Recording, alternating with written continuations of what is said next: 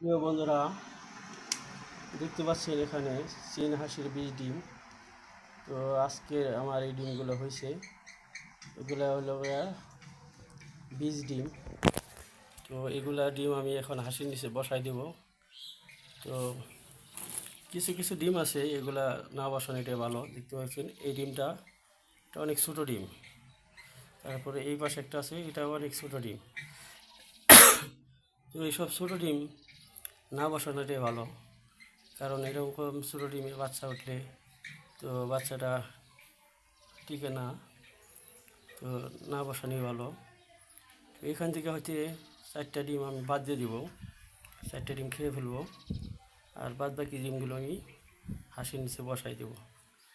তো দেখতে পাচ্ছেন ডিমগুলোর সাইজ মোটামুটি ভালো। তো আজকের ডিম এগুলো আজকে পারছে আমার হাঁসে।